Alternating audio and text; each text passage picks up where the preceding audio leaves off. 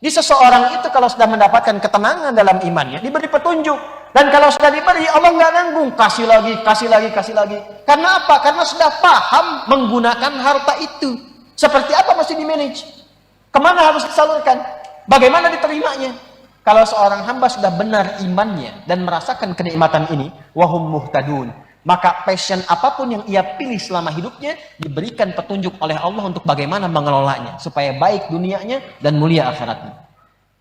Jadi hartanya itu seakan-akan unlimited, gak ada batasnya. Kalau sekarang mungkin gak ada serinya tuh. Tapi beliau tahu kemana harus dikeluarkan. Ada keperluan ini, salurkan. Ada ketentuan ini, salurkan. Keperluan ini, salurkan. Even non-muslim butuh sesuatu, bantu. Tapi nggak habis-habis. Sampai sekarang masih ada asetnya. Dan masuk surga juga kan? Halo? Masuk surga kan? Ini sudah kaya, menantu Nabi, iman kuat, kaya banget, kebangetan kayanya, surga tingkat tinggi. Ada orang bukan menantu Nabi. Jauh dari Nabi, kaya juga enggak, miskin tapi belagu gitu. Baru saya keluar kata-kata itu ya. Dalam konteks perbuatannya, gitu kan? Dalam konteks apa? Perbuatannya sudah nggak ada harta, pengen mabuk, minjem lagi. Nah, itu yang saya maksudkan itu.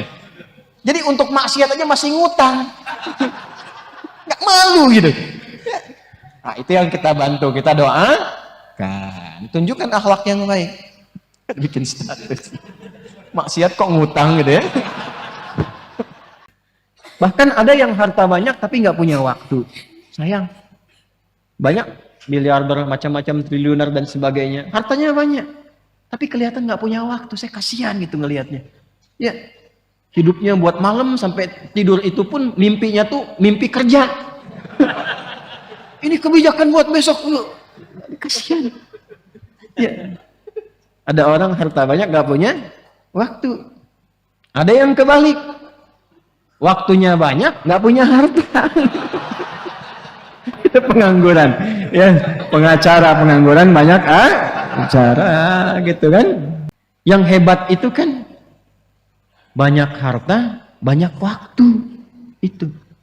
Itu kalau di teori marketing itu sleeping investor namanya. Di teori marketing dunia, dia invest tapi dia sambil tiduran, waktunya banyak, hartanya banyak, tapi kan cara mendapatkan harta itu kerja juga dia kan. Makanya tarik ke marketing akhirat. Itulah orang beriman. Orang beriman tuh kalau benar imannya, waktunya akan banyak karena diberikan keberkahan oleh Allah.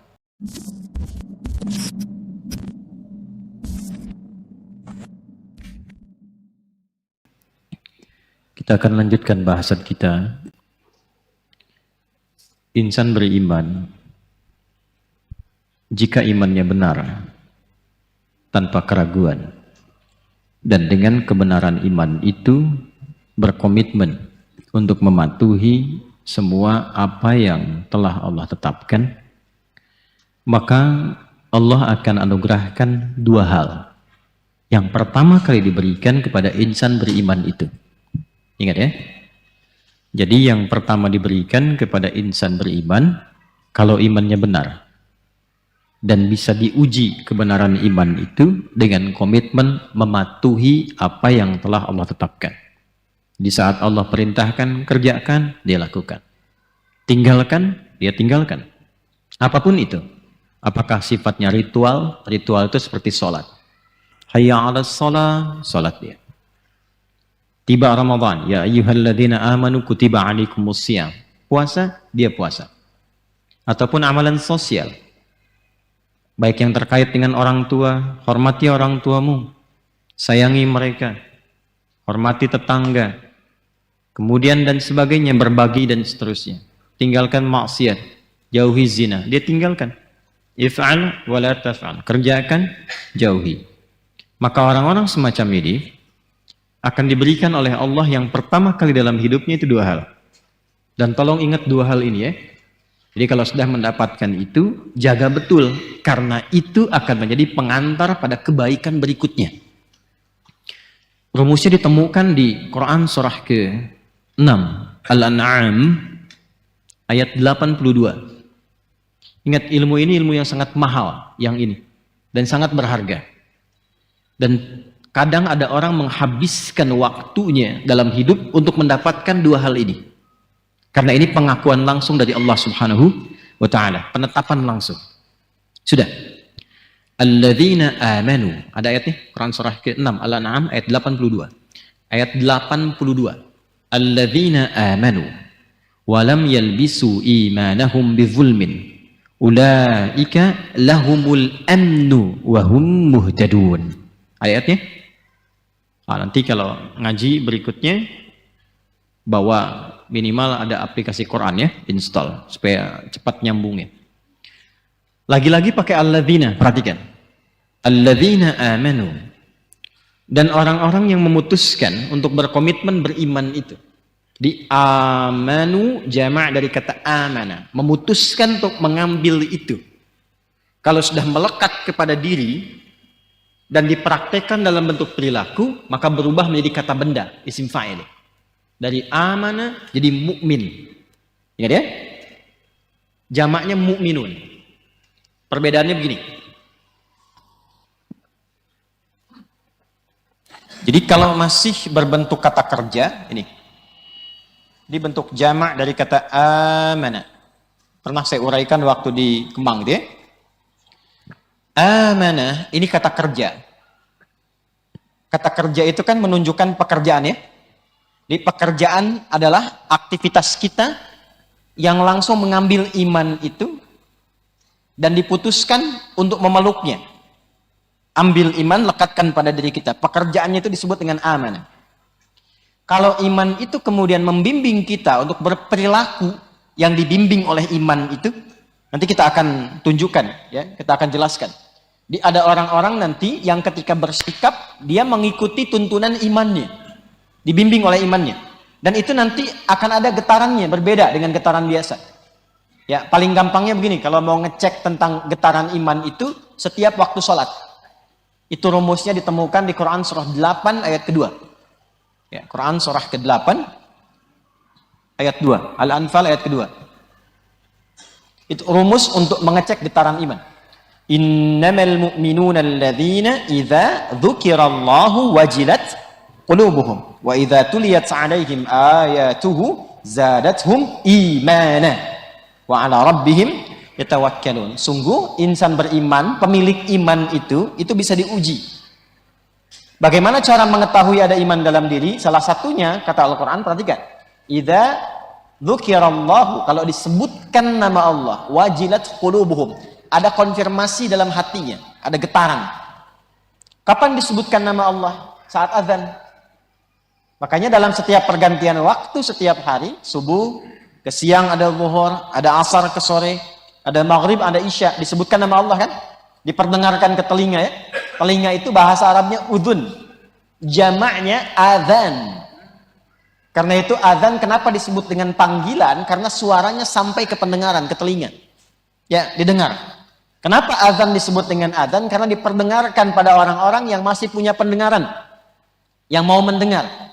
Karena itu lafaz azan menjadi lafaz satu-satunya, boleh jadi dikatakan demikian, menjadi lafaz satu-satunya yang terus diperdengarkan setiap 24 jam dalam sehari. Di muka bumi bergantian. Makanya kalau antum lihat jadwal azan itu, ya, yang disebut jadwal sholat kan dibuka dengan azan kan, itu kan beda-beda ya setiap kota.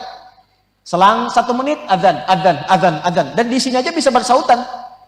Ya, itu di Al-Azhar Allahu Akbar, Allahu Akbar, sampai Allahu Akbar, sini azan, Allahu Akbar, Allahu Akbar, sambut Baitur Rahim, sambut Al-Ikhlas, sambut Al-Hikmah. Itu 24 jam semuka bumi.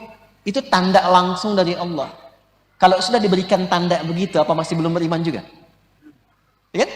Di mana ada lafaz diperdengarkan tiap hari 24 jam semuka bumi, dan lafaznya sama. Nggak ada azan Bekasi beda misalnya dengan Sukabumi. Allahu Akbar, Allahu Akbar, Allahu Agung, Allahu Agung. Jakarta, Tuhan gua gede, Tuhan gua gede. Nggak ada kan? Semua sama kan? Siapa yang mengajarkan lafaz itu? Mau di Arab, di Afrika, di Amerika, di Asia, di Jepang, di Meksiko, di Brazil, di Chicago, di Chicago, di Singapura, di Singaparna. Semua sama lafaznya kan? Nggak ada perbedaan. Apa belum cukup untuk menjadi tanda kebenaran Islam? Ya, di mana ada lafaz seperti itu? Dan menariknya ketika itu dikumandangkan, Allahu Akbar, terasa nggak getaran dalam hati kita itu? Terasa nggak? Ada getaran terpanggil kan dengan sendirinya? Nah, itulah iman. Itulah iman. Nah, itu mesti dicek karena nanti Nabi mengisyaratkan, yusbihu mu'mina wa yumsi kafira. Ada orang paginya getarannya kuat, sorenya ada yang bisa hilang itu. Ya, aku mencintaimu. Kan? Dengan cinta bukan hanya dibawa kabur anaknya, dibawa kabur imannya gitu. Hilang tuh. Ada yang dengan harta hilang iman, dengan kedudukan hilang iman. Itu nyata. Ada yang sore beriman, subuhnya bisa hilang. Ya, maka itu konfirmasikan dalam jiwa kita, setiap kali mendengarkan itu cek. Dan nanti getarannya itu akan terasa apakah lemah, sedang atau kuat. Sedang itu gini, sedang itu standar.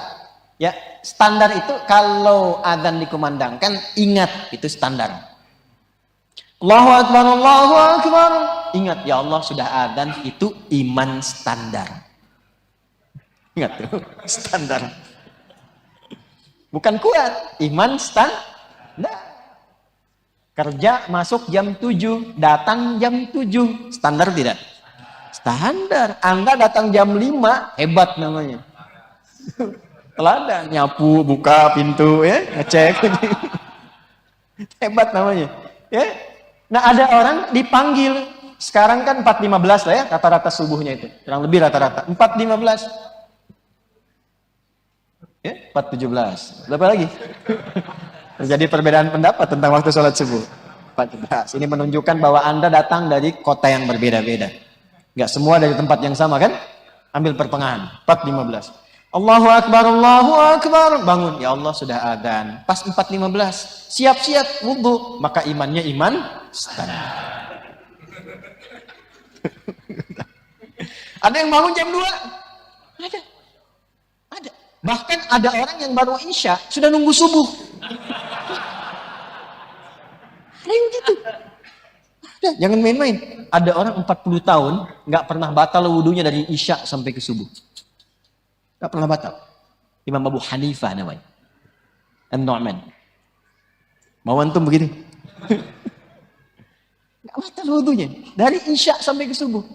Ada orang yang jam 2 sudah bangun. Jam 3 sudah bangun. Setengah 4 sudah bangun. Padahal belum dipanggil. Tapi dia sudah ingat. Saking ingatnya bahkan mempersiapkan diri supaya panggilannya maksimal. Maka dia mulai dengan tahajud. Dia mulai dengan zikir. Dia mulai dengan wirid. Ini menunjukkan imannya kuat. Naik ke atas, kuat.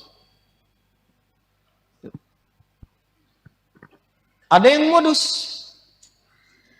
Nah ini yang banyak. Dipanggil 4.15, baru ingat 5.14.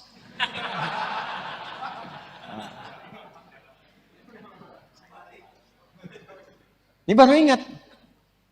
Modusnya kan kecapean, gitu kan? Kesiangan. Baik ya? Halo? Jelas ya?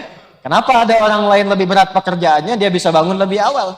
Anda yang ringan mengatakan, capek, lelah. Apa yang membuat Anda lelah dalam urusan dunia sehingga lupa dengan akhirat? Bukankah Anda ingin nyaman dihisab di akhirat? Maka walahlah di dunia dan nikmatlah di akhirat. Tapi kalau Anda menjadikan akhirat lelah dan dunia nyaman, maka suasana nanti ketika pulang akan terbalik. Ya, kita harus balik dunia dengan akhirat karena nggak akan sama, tapi akan beriringan sepanjang kita mengejar akhirat. Misal begini, kalau kita lahir itu, lihat bayi lahir, bayinya nangis apa ketawa? Halo? Pernah lihat ada bayi lahir ketawa? Ada begitu? Nggak ada ya? Nangis ya? Tapi yang nyambut ketawa atau nangis? Saya belum pernah lihat ada bayi lahir nangis, yang nyambut nangis. Pasti ketawa, Masya Allah. Ada air mata pun ibunya, bapaknya haru kan? Tapi senyum, bahagia, riang, ketawa. Itulah dunia. Tapi kan kalau pulang menujunya kan ke akhirat kan? Ke akhirat kan? Perhatikan. Pulanglah Anda dalam keadaan tertawa dan orang lain yang menatap Anda menangis. Itulah akhirat. Jadi biarkan kita lahir dengan menangis, orang tersenyum, dan jadikan diri kita pulang dengan tersenyum dan orang lain menangisi kepergian kita dengan kemuliaan. Catat, jadikan status. Apalagi di sini. Nah ini konfirmasi iman. Ya, Quran surah ke-8 di ayat kedua. Quran surah ke-6 ayat 82. Quran surah ke-6 Al-An'am ayat 82 diawali dengan kalimat yang sama. Alladzina amanu. Ketika digunakan kata alladzina di sini memberikan kesan bahwa Allah itu sangat konsisten dalam kebaikan dan melebihi semua apa yang digambarkan makhluk. Tinggi. Jadi tetap di sini pun diberi kesempatan yang serupa. Siapapun boleh beriman. Ya, anak kecil, orang dewasa, tua, muda, laki-laki, perempuan. Tapi tak peduli dalam strata sosialnya disebut kaya, cukup, tinggi, rendah dan sebagainya. Semua punya kesempatan yang sama untuk menjadi insan yang paripurna. Walam yalbisu imanahum bizulmin. Dan dia tidak mengotori imannya dengan keburukan. Tadi yang saya katakan. Ya, imannya mendorong dia untuk berbuat baik. Jangan dikotori, dicampuri dengan syirik misalnya, dengan perbuatan yang bisa merusak, maksiat dan sebagainya. Maka apa yang terjadi? Kalau benar komitmennya, ada kepatuhan dalam dirinya untuk menaati imannya. Kepatuhan itu yang disebut dengan muslim. Muslim. Dari kata aslama yuslimu muslim. Muslim itu artinya tunduk, patuh. Tunduk, patuh. Muslim itu netral, mencakup laki-laki dan perempuan. Tapi kalau ingin dispesifikasikan dengan gender, tambahkan tak di ujungnya untuk membedakan dengan perempuan. Misalnya muslim laki-laki, tambah tak di ujungnya untuk perempuan. Muslimah.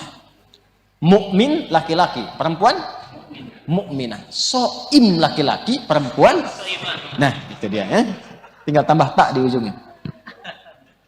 Nah, muslim ini gambaran kepatuhan. Patuh tunduk. Patuh kepada Allah lewat apa? Lewat petunjuk imannya. Jadi kalau sudah ada getaran dalam jiwa itu dan dikonfirmasi adalah getaran iman. Jadi nanti beda ya antara getaran cinta, getaran takut dengan getaran iman itu beda. Ya. Getaran takut itu seperti sering saya katakan. Anda bawa kendaraan di jalan tol ke pinggir-pinggir salah lihat polisi ada getaran tersendiri kan? Nah itu bukan getaran cinta itu ya, itu getaran salah itu. Dan pasti sudah bukan getaran iman itu. Sudah pasti itu ya. Dan saya sarankan jujur aja, nggak usah nego-nego, nggak usah macam-macam. Dan jangan beri peluang untuk berbuat maksiat. Salah ya salah. Minta maaf. Dan terangkan bagaimana cara memperbaikinya. Gitu aja. Nanti Allah berikan hidayah juga kepada petugasnya. Ya, mohon maaf Pak. Itu sumber maksiatnya di situ tuh. Katakan aja sejujurnya. Ya, jelas ya? Kenapa nyambung ke situ? Ini. Nah, ini ada unsur kepatuhan. Jadi ketika imannya sudah bersemayam dalam jiwa, melekat kuat, itu nanti membimbing. Beda. Saya tidak akan bawa ke dalam konsep ibadah ritual dulu. Anda baru lihat gambar saja. Itu iman sudah membimbing. Mana yang nyaman untuk dilihat, mana yang tidak layak untuk dipandang. Jadi kalau iman itu semakin kuat, melihat aja sudah ada filternya. Mendengar juga begitu. Orang tuh kalau imannya sudah kuat, mendengar yang tidak pantas, yang nggak bermanfaat itu sudah tidak nyambung. Chemistry-nya sudah beda, frekuensinya sudah nggak sama, nggak nyaman. Ya, diajak ke tempat-tempat yang tidak bermanfaat itu, walaupun belum tentu ada dosanya, tapi nggak bermanfaat. Itu semakin tinggi imannya, semakin dia punya filter mana yang bermanfaat. Mana yang memberikan kebaikan? Itulah iman. Nah, kalau sudah mendapatkan itu, ulaika lahumul amnu.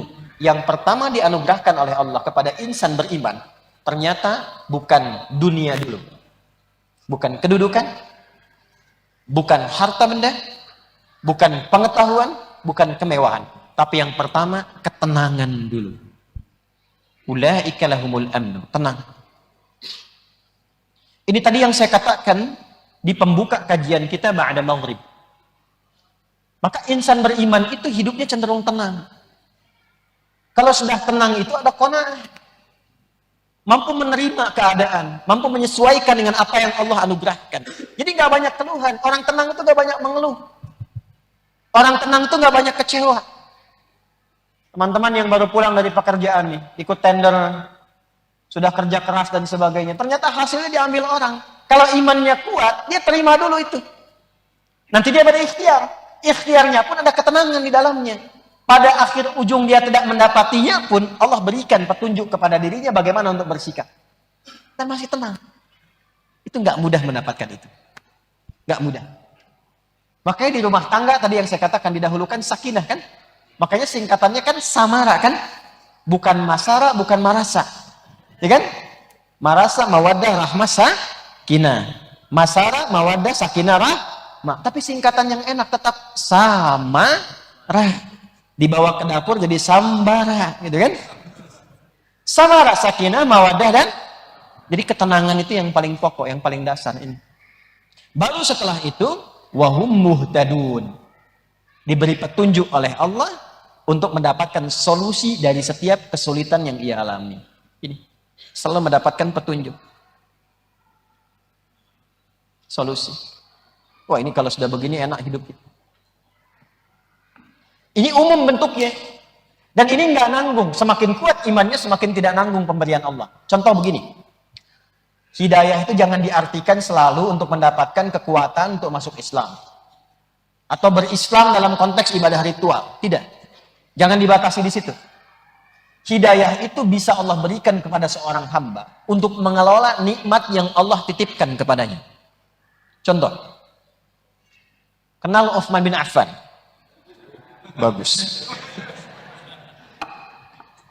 Abdurrahman bin Auf? Lantas siapa yang Anda kenal? Doraemon, Pokemon, Dragon Ball. Kenali.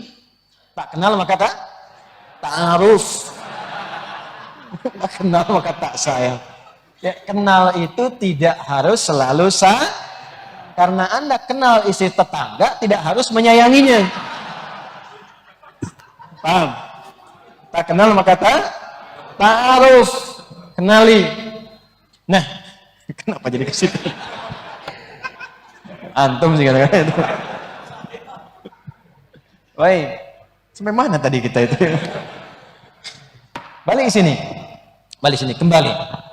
Maka kenali Utsman bin Affan radhiyallahu taala anhu. Bagaimana tingkat keimanannya kepada Allah, keyakinannya, ketawaduannya.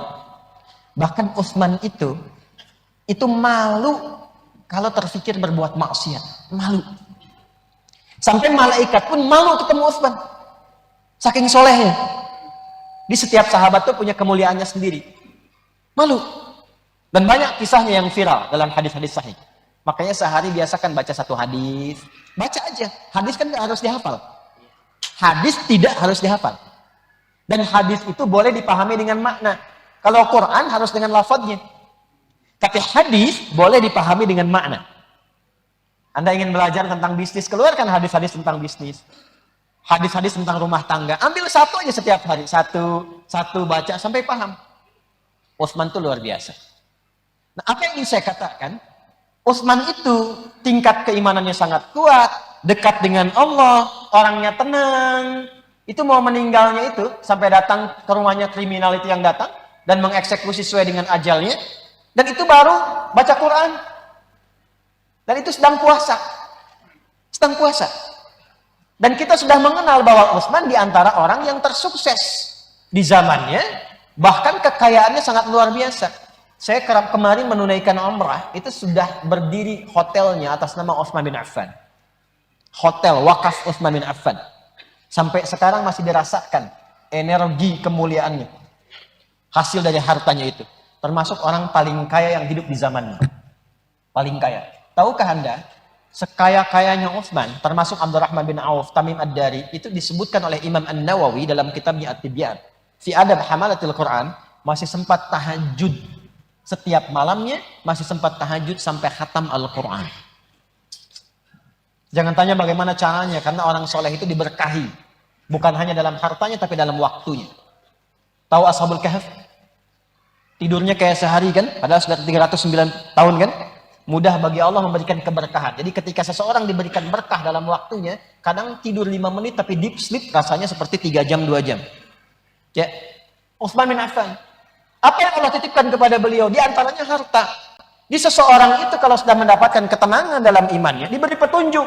Dan kalau sudah diberi, Allah nggak nanggung. Kasih lagi, kasih lagi, kasih lagi. Karena apa? Karena sudah paham menggunakan harta itu. Seperti apa mesti di-manage? Kemana harus disalurkan? Bagaimana diterimanya? Kalau seorang hamba sudah benar imannya dan merasakan kenikmatan ini, wahum muhtadun, maka passion apapun yang ia pilih selama hidupnya diberikan petunjuk oleh Allah untuk bagaimana mengelolanya supaya baik dunianya dan mulia akhiratnya. Jadi hartanya itu seakan-akan unlimited, gak ada batasnya. Kalau sekarang mungkin gak ada serinya tuh. Tapi beliau tahu kemana harus dikeluarkan. Ada keperluan ini, salurkan. Ada kebutuhan ini, salurkan. Keperluan ini, salurkan. Even non-muslim butuh sesuatu, bantu. Tapi nggak habis-habis. Sampai sekarang masih ada asetnya. Dan masuk surga juga kan? Halo? Masuk surga kan? Ini sudah kaya, menantu Nabi, iman kuat, kaya banget, kebangetan kayanya, surga tingkat tinggi. Ada orang bukan menantu Nabi. Jauh dari Nabi, kaya juga enggak, miskin tapi belagu gitu. Baru saya keluar kata-kata itu ya. Dalam konteks perbuatannya, gitu kan? Dalam konteks apa? Perbuatannya. Sudah nggak ada harta, pengen mabuk, minjem lagi. Nah, itu yang saya maksudkan itu. Jadi untuk maksiat aja masih ngutang. Nggak malu gitu. Nah, itu yang kita bantu, kita doakan. Tunjukkan akhlak yang baik. Bikin status. Maksiat kok ngutang gitu ya. Nah ini. Jadi isi dulu dengan iman. Ini kalau sudah beriman itu, tinggal nanti pilih mau jadi apa. Di jabatan, bagus. Orang itu kalau sudah beriman, jabatannya digunakan untuk maslahat. Pasti semua kebijakannya baik. Pasti itu. Lihat misalnya, Amr bin As melakukan ekspedisi dari Afrika Utara, Mesir, Libya, Tunisia, Aljazair, Maroko, sampai ke Syam, ke Syria. Itu setiap yang dilewatin di situ. Jadi Muslim beriman, makmur tempatnya. Berubah makmur. Makanya dalam Islam, datang ke setiap tempat itu membuka semua nilai kebaikan. Membuka segala yang baik itu disebut dengan Fathah namanya. Fathah. Allah disebut dengan Fathah. Inna fatahna laka fatham mubina. Surah Al-Fatah.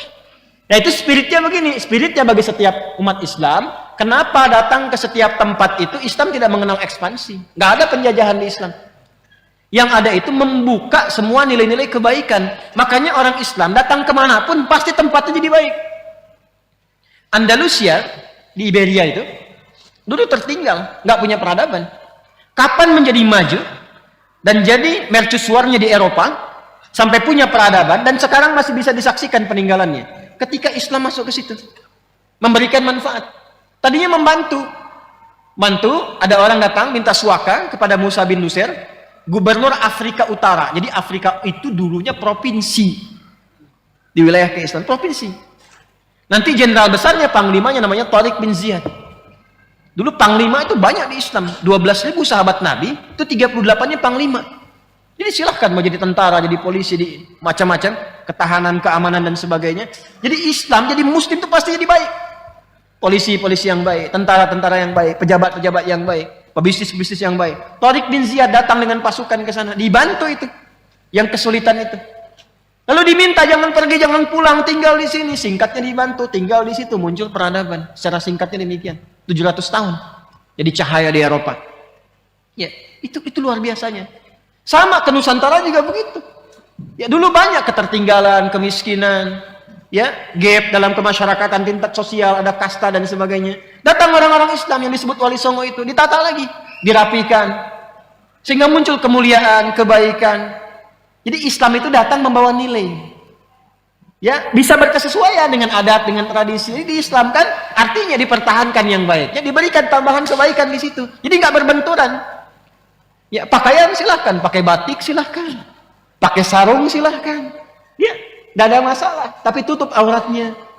Ya coba lihat, jangan dilihat. Coba pernah dengar gitu kan? Ya. Tayangan orang-orang dulu, bagaimana orang-orang dulu berpakaian. Datang para ulama kita, dibuat simpul-simpul pakaian, dibikin baju-baju, namanya baju takwa, disingkat jadi koko, ya, dibawa kemudian pakai sarung, jadi sarungan dari syariat, syara'an, pakaiannya pakaian takwa, ya, kemudian ditutup dengan syariat, sarungan, pakai peci, disebut dengan kopiah dari kata khufyah. Jadi kalau sudah bersyariat itu mesti khufyah, tunduk, tawadu, jangan sombong. Kalau sudah punya ilmu, Sudah merasa soleh, sudah baik, tawadhu. Ciri orang soleh itu tawadhu. Pintar yang soleh, tawadhu. Pejabat soleh, tawadhu. Orang kaya soleh, tawadhu. Pakaiannya baqiyak, ya, bako dan yakin. Yakin kepada Allah bahwa Anda akan berpaling, cuman Allah yang kekal. Anda akan berpulang, hanya Allah yang kekal. Itu dulu konsepsi dasar. Nggak banyak teorinya, cuma dipakai kan, tapi jadi orang dulu tuh baik-baik. Saya ngelihat generasi ayah saya waktu kecil-kecil itu. Saya kecil, ya, lihat tetangga bagaimana. Kita itu masih tahu dan dengar 3-4 bukit, 4 gunung meninggal, kita masih tahu itu. Ya, kita rindu itu masa-masa itu. Rindu. Ya, permainan-permainan yang sederhana, kebahagiaan, tawa, ceria, kemana semua itu? Kok sekarang saling melukai?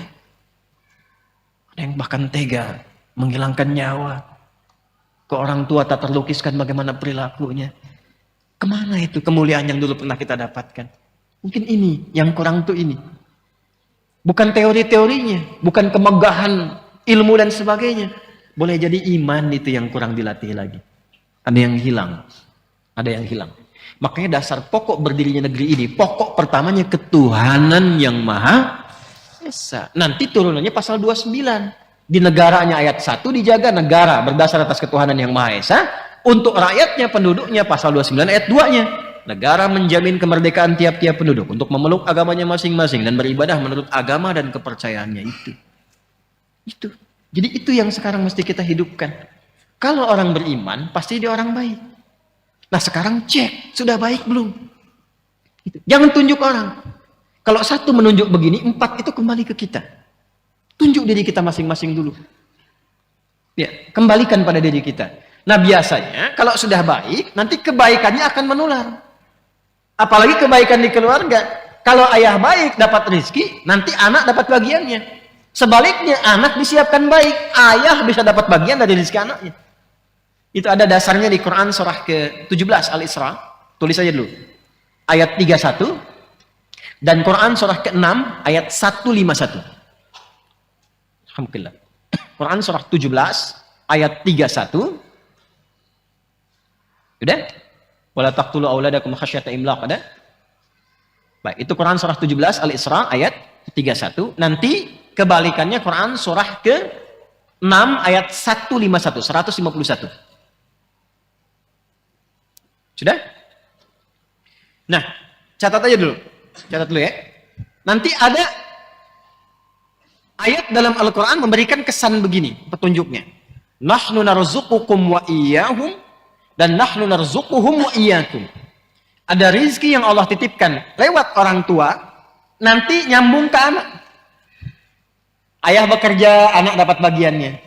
Nanti kalau ayah mendapatkan pekerjaan itu dengan cara yang baik, kebaikannya nular ke anak. Dan nggak sampai di anak, kadang sampai ke cucu, ke cicit. Pernah dengar Al-Imam Asy-Syafi'i? Bintang ulama di zamannya, gurunya Imam Ahmad bin Hanbal, muridnya Imam Malik rahimahullahu ta'ala, Imam Asy-Syafi'i. Ya, dikenal luas luar biasa. Kitabnya Masya Allah, sampai sekarang mazhabnya menyebar. Ketaatannya sangat luar biasa. Kan nama aslinya bukan Syafi'i, nama aslinya Muhammad bin Idris. Bapaknya Idris. Asy-Syafi'i itu kakek ke atasnya. Kakeknya orang soleh, orang taat, alim. Hartanya didapatkan baik, rizkinya bagus. Berdoa minta kemuliaan pada Allah. Yang jadi siapa? Cucunya. Generasi kemudiannya. Jadi orang tua yang bekerja sekarang dengan cara yang baik, rizki yang baik, dan dia berdoa, ya Allah, jadikan di antara anak saya ada anak yang ahli Quran, ahli hadis, anak yang saleh. Wasilah doa itu yang mungkin mengantarkan, boleh jadi di anaknya, boleh jadi cucunya. Yang berdoa mungkin gak hafal Quran, tapi wasilah doa dan harta yang halal itu yang sampai pada anak, itu yang menjadikan anak sukses. Disekolahkan di tempat yang baik, lahir nanti cucu. Cucu ini yang ternyata pecinta Quran. Dan cucu itu menjadi ahli Quran. Boleh jadi bukan karena ikhtiarnya saja. Mungkin 30%, 70%-nya doa kakeknya. Jadi gak ada yang sia-sia dalam amalan. Sebaliknya, keburukan yang dikerjakan oleh orang tua, sepanjang masih ada anak yang diasuh, itu hati-hati. Anak bisa mendapatkan bagian buruknya. Walaupun di akhirat hisabnya masing-masing, di dunia dampaknya sampai. Ya, makanya saya tuh sering katakan, tolong para ayah, para ibu, bertutur yang baik. berperilaku yang baik. Kalau ingin berbuat yang tidak baik, atau terfikir atau digoda oleh orang lain, diajak berbuat yang tidak baik, tolong ingat dulu anak-anaknya. Karena kalau orang tuanya terkena keburukan, anaknya itu yang kadang kena dampaknya. Bapaknya yang korupsi, anaknya yang dibully. Betapa banyak anak-anak sekarang malu, takut untuk sekolah. Karena ketika dia berangkat sudah disebutkan anak koruptor ya, anak koruptor ya. Kamu anak pembunuh ya, kamu anak perampok ya. Makanya berpikir dulu kalau ingin berbuat maksiat. Pikir dulu keluarga. Makanya ibu ingatkan Bu kalau ayahnya itu berangkat. WA tuh, jangan cuma pasang status terus. Ingatkan. Pak, ingat ya anak-anak ya Pak ya. Insya Allah kami bisa tahan lapar. Tapi kami nggak bisa tahan panasnya neraka Pak. Ya memang hari ini panas banget Maya, apalagi di neraka. Bisikin. Bisikin. Anak-anak kita tuh di TK udah dilatih tuh. Untuk membisikkan ke orang tuanya. Ya, bisikin kebaikan-kebaikan. Insya Allah kalau terus diingatkan tuh terjaga. Terjaga. Ada dulu orang-orang soleh begitu. Jadi kalau setiap suaminya kerja, istrinya membisikkan. Seperti tadi. Terjaga dia. Dan potensi maksiat itu tinggi. Apapun itu bisa terjadi. Karena setannya kan terus menggoda. Jelas? Nah, ulaika lahumul amnu wa hum muhtadun. Kalau kita benar, maka ketenangan diberikan kepada jiwa, dibimbing setelah itu. Kalau sudah benar mendapatkan ini, perhatikan, catat kalimat ini baik-baik ya. Apapun yang Anda mintakan dalam kehidupan, sepanjang Anda sudah beriman benar, itu dikabulkan oleh Allah. Sepanjang ada maslahat di dalamnya. Minta apa saja, minta kedudukan dikasih. Dan tidak nanggung, kadang-kadang tinggi betul. Ya, kenapa? Karena Anda punya maslahat di situ. Sudah pandai mengatur. Termasuk harta. Tapi kalau belum sampai ke tingkat itu, disesuaikan nanti. La yukallifullahu nafsan illa. Jangan sampai jadi beban. Bukan gak diberi, tapi disesuaikan. Ya Allah, saya itu udah tahajud. Saya juga udah baca Quran dan menghafal. Tapi kenapa saya minta mobil belum dikasih juga? Motor dulu. Motor aja belum bisa kamu kelola dengan baik. Nanti kalau sudah jadi mobil, datang mobil, sifat bisa berubah. Udah nggak bisa buka pintu mobil. Halo? Ya waktu naik angkot kan sodakoh. Begitu sudah punya mobil agak bagusan dikit, nggak bisa buka pintu kan sebelum dibukain. Ya? Hah? Ini baru punya motor udah keliling-keliling komplek kan? Assalamualaikum, ayo Pak ke masjid. Padahal cuma pengen ngasih tahu nih motor saya. Gitu. Hati-hati. Belum dilantik udah nyebar kartu nama. Lihat, taunya beda, salah tulis gitu ya. Salah lantik. Ini kalau sudah ada iman tuh semua kelihatannya biasa. Harta biasa. Nggak ada bedanya. Antara terlihat banyak dengan sedikit, nggak ada. Yang ada dalam hati itu bagaimana mengelola titipan ini supaya tidak berat ketika berpulang. Selalu begitu. Dan itu enak, nggak ada beban pada akhirnya. Nggak ada beban, demi Allah saya katakan. Nggak ada beban. Anda tuh melihat 1 juta dengan 1 miliar, sama aja. Kertas. Sama aja kan? Antum tuh tahu. Sama aja. Nggak ada bedanya. Ya, dan pada akhirnya sudah usang juga. Jadi problemnya cuma begini, itu 1 juta dengan 1 miliar, sama-sama habis juga kan? Sama-sama hilang ya. Saya tuh kadang suka begini, saya suka heran tuh. Kadang-kadang mau senyum sendiri, takut dikira orang aneh. Tapi ini perkara emang patut disenyumin. Orang berangkat gelap, kerja, capek begini, mencari sesuatu yang mau habis. Mencari sesuatu yang habis. Ya. Berangkat, bahkan kadang ada yang berkelahi, ada yang berselisih. Memperebutkan sesuatu yang hilang. Ya, yang kalau dimakan keluar jadi kotoran, disimpan juga hilang juga. Terus hidupnya begitu aja, berangkat gelap, pulang gelap, kerja lagi, berangkat pagi, kerja, siang kerja, malam kerja lagi. Ya? Jadi nggak ada yang dalam hidupnya itu semua kerja bagus memang, tapi ketika dapat sesuatu hilang. Ya. Bahkan ada yang harta banyak tapi nggak punya waktu. Sayang. Banyak miliarder, macam-macam triliuner dan sebagainya, hartanya banyak. Tapi kelihatan nggak punya waktu, saya kasihan gitu ngelihatnya. Ya, hidupnya buat malam sampai tidur itu pun mimpinya tuh mimpi kerja. Ini kebijakan buat besok dulu. Kasihan. Ya.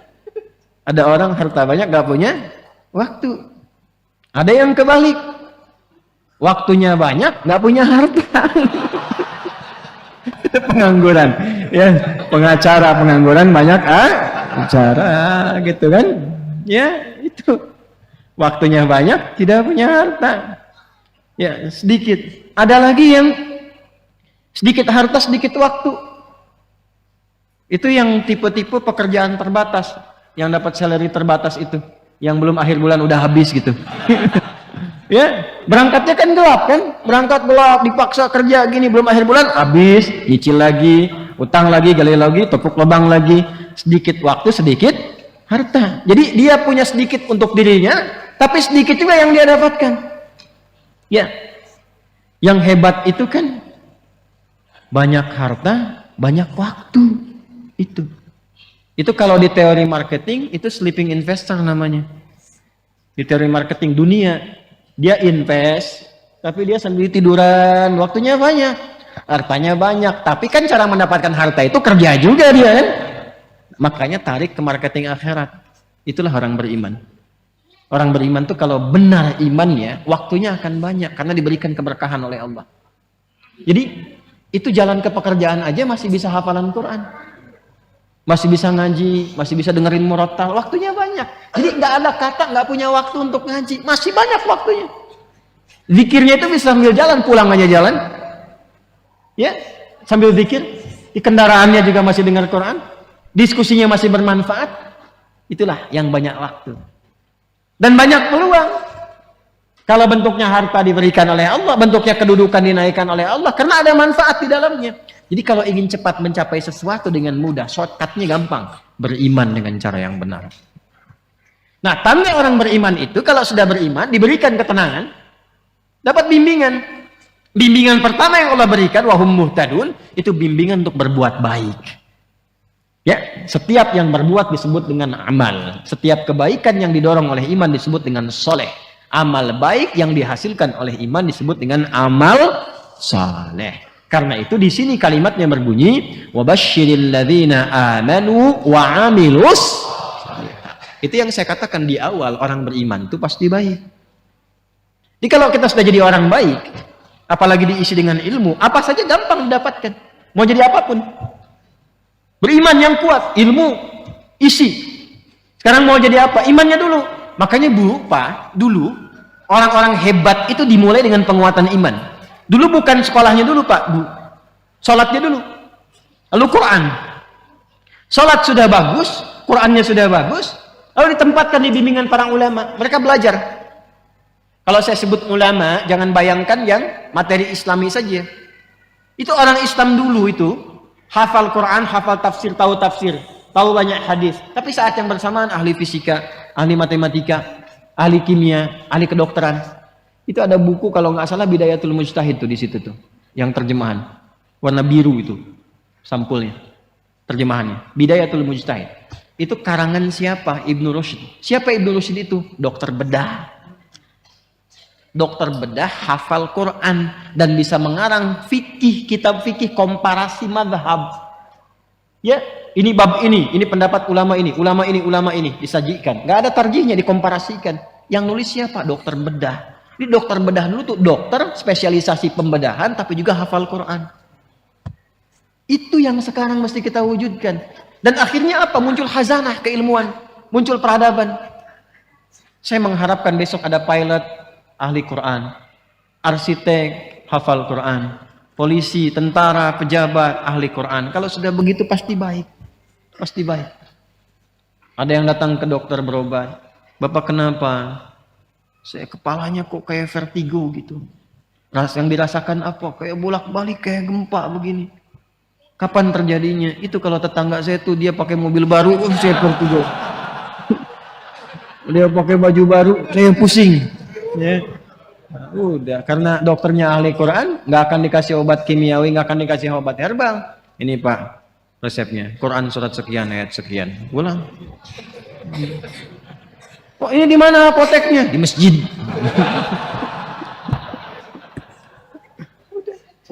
Ini begitu, lebih cepat gitu. Kan sekarang matanya pada sehat, tapi mata hatinya sakit. Dia bisa bedakan tuh sendal bagus, sendal jelek. Tapi pulang dia pakai sendal orang. Jangan terjadi di sini. Ya? Karena kita ngaji. Paham? Nah ini, jadi kalau sudah begini, wabasyiril ladzina amanu wa amilus shalihat. Itu yang harus kita tanamkan pada jiwa, jadi orang baik. Tapi kebaikannya diisi oleh iman. Nanti kalau sudah konsisten, Allah akan tambahkan nikmatnya. Dan gak usah repot-repot. Mau masuk ke kampus bagus, nanti Allah tunjukkan. Mau dapat jabatan promosi, gak usah pakai rumus-rumus yang maksiat, nyogok ini itu macam. Nanti ditunjukkan sendiri. Tiba-tiba datang orang baik, tiba-tiba datang komandan baik, dikasih referensi, tiba-tiba pimpinan mengarahkan. Bisa terjadi. Allah itu kalau sudah menetapkan seorang hamba baik, ditemukannya dengan yang baik lagi. Baik dengan baik terus. Dan menebarkan aura kemuliaan. Dan bisa menerima di posisi apa Allah tempatkan. Jadi cara berpikirnya begini. Allah kasih ini berarti yang diinginkan ini. Alhamdulillah ditempatkan di sini berarti harus ada kebaikan di tempat ini. Kalau dia sudah khatam nanti dipindahkan. Begitu cara berpikirnya. Jadi nggak sibuk nyari ini nyari itu, capek sendiri. Ya pulang ke rumah juga yang di rumah nggak dapat kebagian berkahnya. Ya berkah waktu, berkah kasih sayang, berkah perhatian, berkah macam-macam. Jelas? Baik. Nanti kalau sudah seperti itu, pulang ke akhiratnya pun mendapatkan penerimaan terbaik. Ya, dari hasil amal soleh yang dihasilkan lewat imannya. Penerimaan itulah yang menghasilkan jannah. Ya, dan dia berhak mendapatkan itu. Haknya itu yang menggunakan kata anna dan lahum yang kemarin saya bahas. Wabasyiril ladzina amanu wa amilus salihati anna lahum jannatin tajri min tahtihal anhar.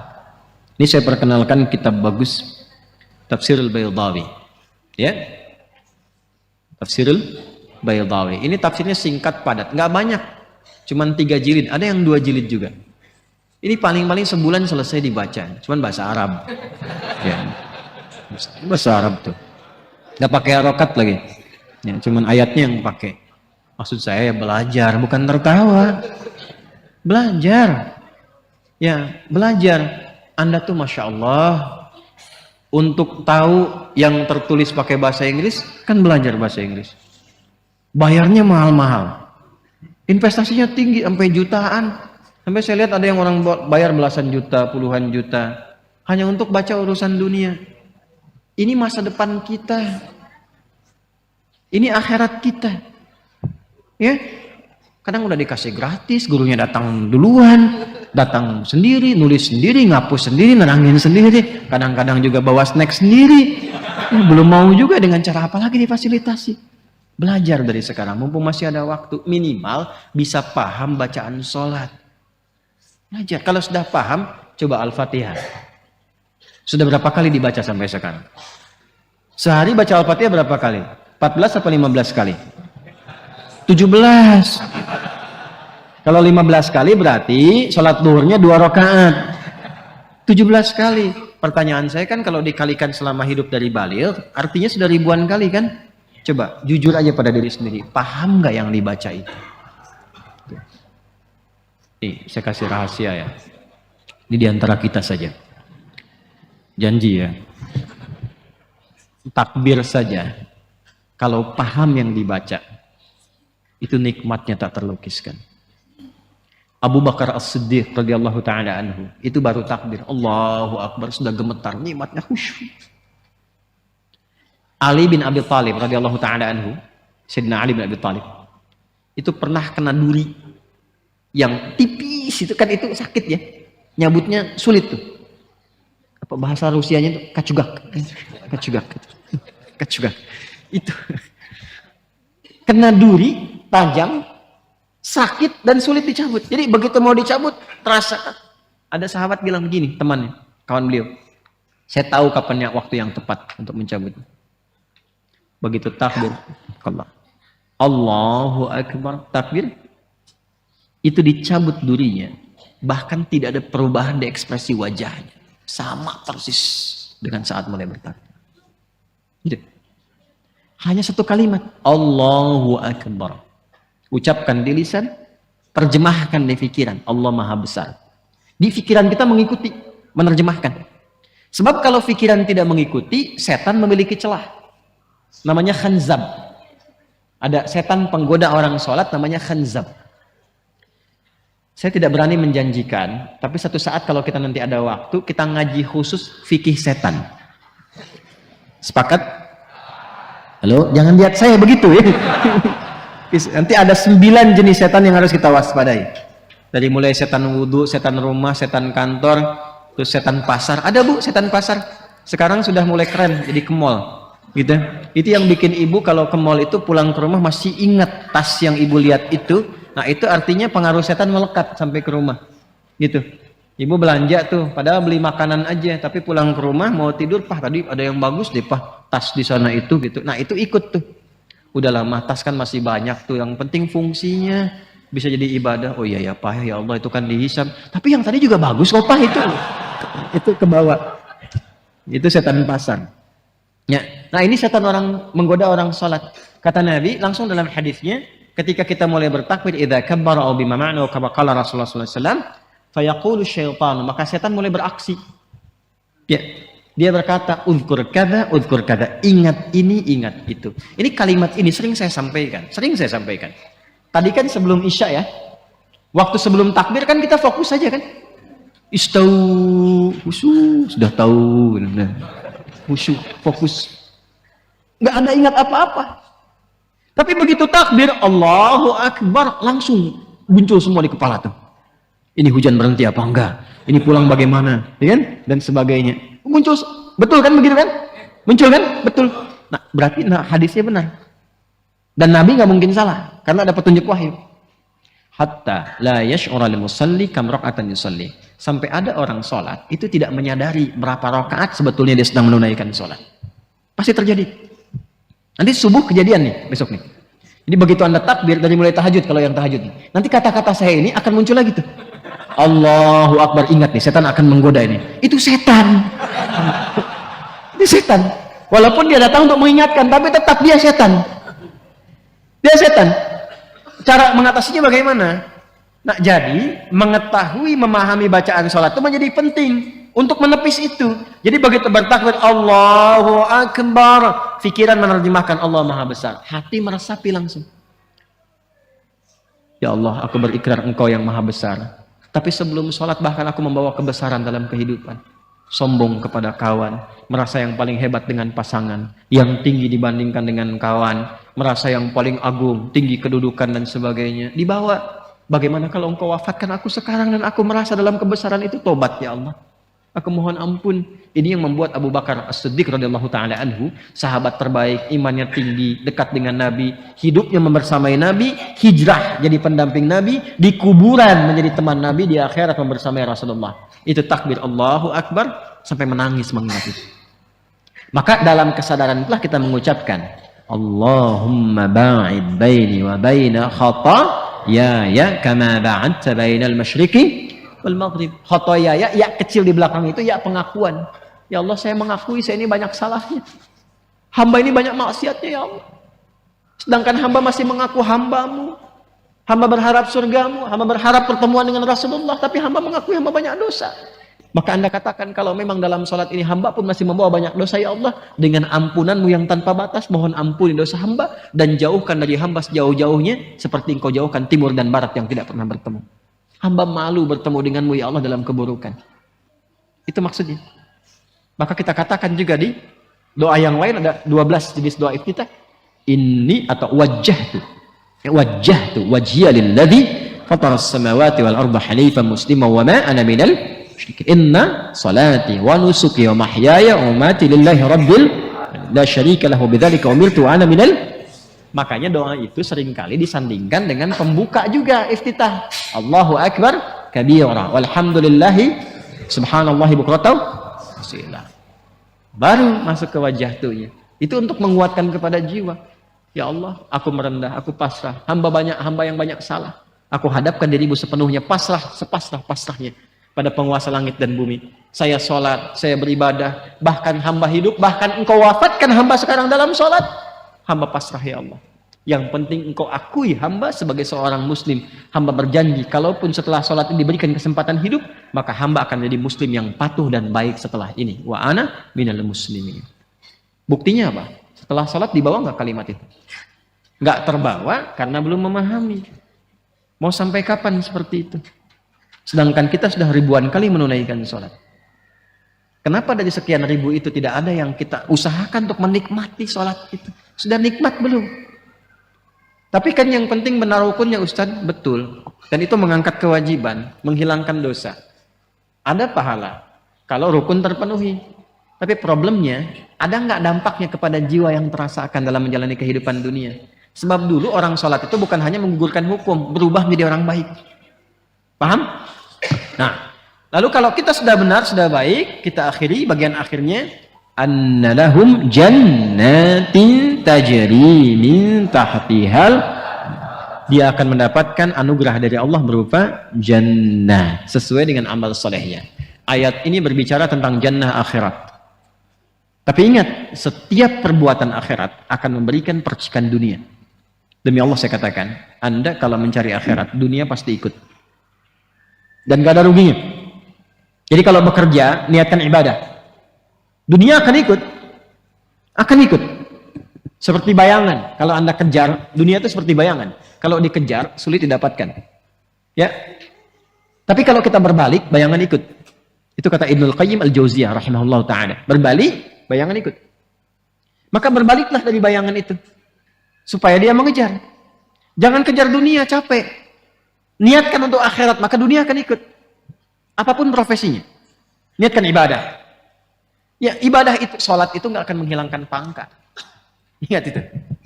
Baca Quran itu tidak akan menurunkan kedudukan. Menambah. Harta nanti ditambah, ilmu ditambah. Dan itu akan ada kenikmatan. Saya tidak seperti Anda yang mungkin punya kedudukan dunia. Mungkin punya harta dunia. Tapi alhamdulillah, apa yang Allah janjikan sepanjang kita mengikutinya, bisa kita rasakan. Alhamdulillah. Kemudahan dibuka, kenyamanan ditanamkan, tanpa harus megang gitu. Kemana dibuka. Anak-anak juga begitu, kalau Anda berikan anak-anak, ya, hak mereka untuk mendapatkan kedekatan dengan Allah, berikan. Nanti akan dirasakan kenikmatannya. Gak usah tinggi-tinggi dulu. Anak ajarin menghafal Quran. Jangan banyak-banyak dulu ayatnya. Al-Ikhlas, Ad-Duha. Nanti Anda pulang kerja, lihat anak usia 3, 4, 5 tahun atau si kakak 7 tahun sedang mengulang Ad-Duha. Itu penat, capek, pening, hilang semua. Tiba-tiba Anda peluk, Anda gendong, terus mengalir air mata itu. Itu kenikmatan tertinggi yang gak bisa diraih dengan apapun.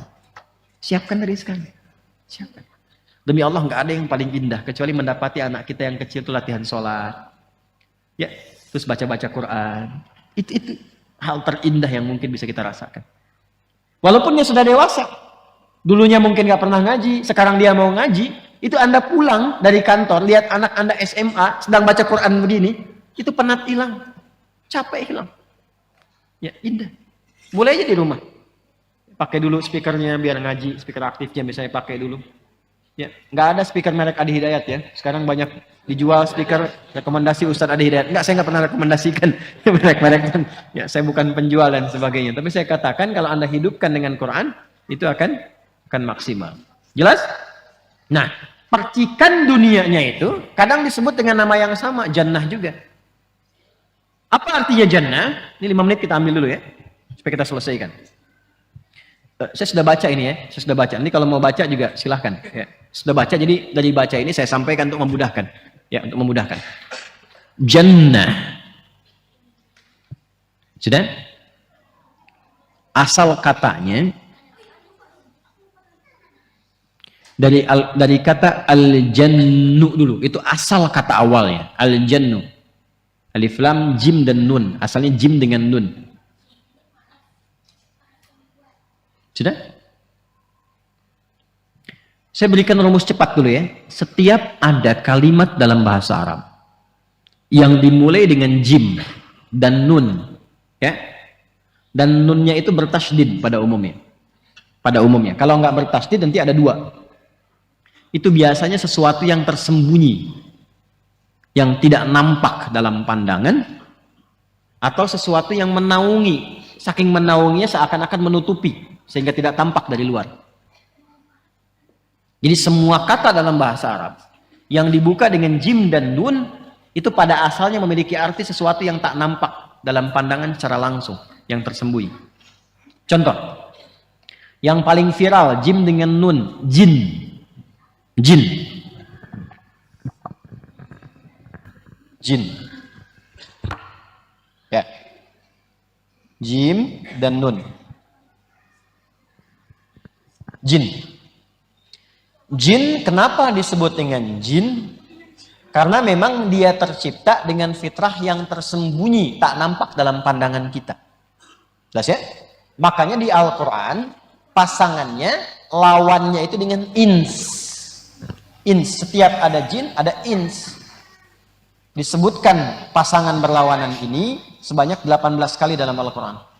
Ya ma'syaral jinni wal wa ma khalaqtul jinna wal. Setiap ada jin, ada ins. Nah, ins itu lawannya. Kalau jin tersembunyi, ins itu tampak, terlihat. Termasuk kalau ini dijamakkan, Jin jamaknya jinnatun, ins jamaknya nas. Minal jinnati wan. Jin tersembunyi, ins tampak, terlihat. Kenapa manusia disebut dengan ins? Karena wujudnya terlihat. Kenapa jin disebut dengan jin? Karena tersembunyi, nggak kelihatan. Ya, makanya kalau ada orang itu bisa melihat jin, itu bohong itu. Nggak ada yang bisa lihat jin karena tersembunyi. Kecuali sedang kemasukan jin. Ingat itu, karena jin melihat sesama jin. Ingat ya, jin melihat sesama. Jadi kalau ada orang mengatakan saya bisa melihat jin, dia sedang kemasukan jin itu. Ingat kalimat itu, ya, ingat kalimat itu. Karena fitrah jin itu tersembunyi, tidak tampak. Nah, pemahaman terbaliknya, kalau jin melakukan penampakan, itu tandanya jin sedang punya masalah. Dia sedang keluar dari fitrahnya. Ya, apalagi manusia yang cari-cari penampakan jin. Halo? Jelas? Sebaliknya, manusia itu ins, terlihat, tampak, kelihatan. Wajahnya, ronanya, tampaknya. Nah, pengertian terbaliknya, kalau ada manusia yang selalu tidak ingin nampak, selalu tersembunyi. Ibu punya suami, sudah ada pintu depan, pulang ke rumah sembunyi-sembunyi. Ya kan? Handphonenya juga dibuka sembunyi-sembunyi. Maka pada saat yang bersamaan, suami ibu sedang jadi bukan. Ini yang bilang Bu, yang ini nih. Bang dari tadi nih kalau bukan ini itu tuh Bu tuh. Sedang jadi keluar dari fitrahnya, sedang punya masalah. Ketemu teman gak mau tampak, dari jauh ngelihat langsung cari jalan yang lain. Nah, berarti sedang punya masalah. Gampangnya begitu. Anak gak mau kelihatan orang tua, sedang ada persoalan. Gampangnya begitu. Itu sudah fitrah. Dari namanya sudah terlihat. Nanti bahas di pembahasan lain, ya. Kita mau khususkan dulu ke sini. Setiap ada jim dengan nun pasti nggak tampak. Janin. Itu jim dengan nun asalnya. Jim, nun, ya, nun. Janin. Tuh. Di dalam rahim seorang ibu yang tengah mengandung ada janin kan? Tapi kan nggak tampak secara kasat mata. Makanya disebut dengan janin. Jannah. Sering kita sebut dengan apa? Surga. Jannah. Kenapa surga dinamakan dengan jannah? Karena belum tampak sekarang dalam pandangan kita. Belum kelihatan. Jelas? Nah, biasanya semua kemuliaan, kebaikan yang ingin dicapai, tapi belum tampak dalam pandangan saat ini, itu disebut dengan jannah. Sekalipun itu kebaikan dunia yang diharapkan. Jadi jannah itu bukan hanya dalam konteks surga, termasuk harapan-harapan dunia sepanjang dia baik, tapi belum tampak sekarang. Saya akan jadi jenderal. Kapan? Ya nanti, belum tampak sekarang. Yang penting saya berusaha, berikhtiar. Nah, itu jannahnya, itu yang ingin didapatkan. Insya Allah saya akan jadi triliuner dan banyak membangun masjid. Kapan? Nanti. Belum kelihatan sekarang. Berikhtiar. Itu jannahnya. Makanya nanti di surat Al-Kahf yang disunahkan dibaca setiap Jumat itu, malam, siangnya, selain Yasin, silahkan. Mau Yasinan silahkan. Al-Kahfian silahkan. Al-Baqarahan silahkan. Ali Imranan, An-Nisaan silahkan. Gak ada masalah.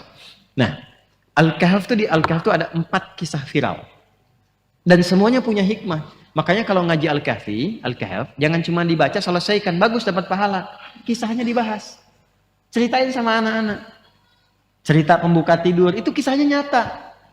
Ya, dan superhero-nya nyata di situ, bukan fiktif. Bukan dari nggak ada tiba-tiba ada, nyata semua. Ya. Dan kisahnya itu kan ada kisah para pemuda. Ini yang muda-muda tuh kita belajar. Ya, belajar. Dari situ tuh banyak inspirasi. Bagaimana menuju generasi muda yang terbaik, bagaimana punya visi yang bagus untuk ke depan.